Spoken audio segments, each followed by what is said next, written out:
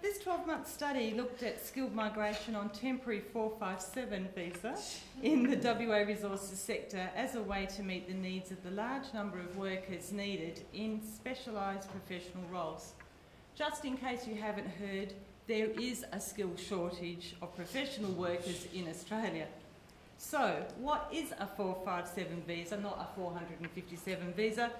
It's a temporary working visa for sponsored migrant workers for up to 4 years with skills on the recognised skill shortage list.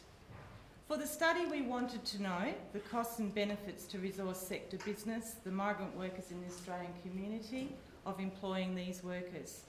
This is the first study of its kind in Australia, and its findings are important because they'll influence future Labor policy in Australia. The study was funded as an ECU collab grant with the Australian Mines and Metals Association, and the final report is currently with them for review, with a set release date of the 7th of November this year. So my first slide shows a sample for the study. As you can see, we use a mixed methodology. And when we released the preliminary findings a few weeks ago, they sparked a huge amount of interest from both the print media. We actually got page 4 of the Australian Financial Review, as well as a number of interviews on ABC radio. So I thought I might share just an excerpt from one of these interviews, and hopefully this sound works.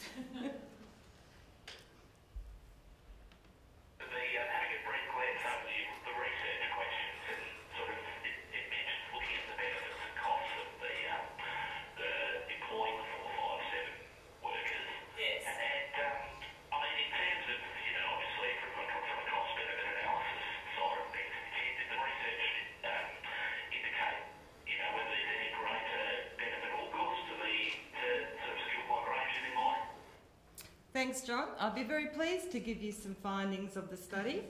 To begin with, the positives of employing workers on 457 visas.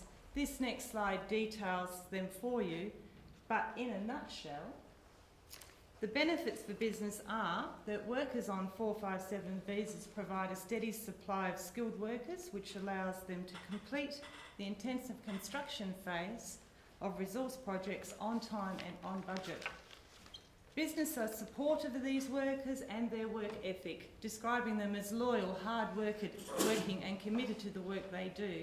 And they recognise the extended knowledge and diversity that workers on 457 visas offer, enabling them to be leaders in their industry sector.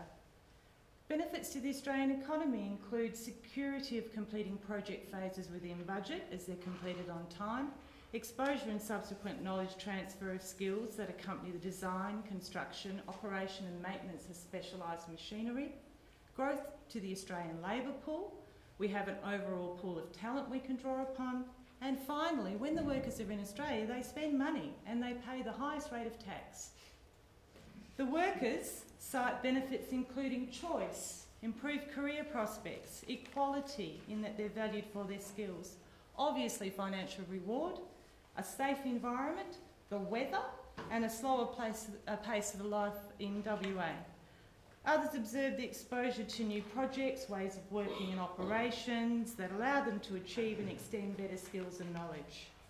So to the negatives, the costs. Let's see if this works. Oops, sorry. Okay. Business generally covers the cost to bring the worker in, and it costs anywhere from $7,000 to $65,000 per worker. And it's an average of about $30,000. So this is not a cheap option, and business is not in the business of bringing in workers on 457 visas. The cost to the Australian economy, there is a cost.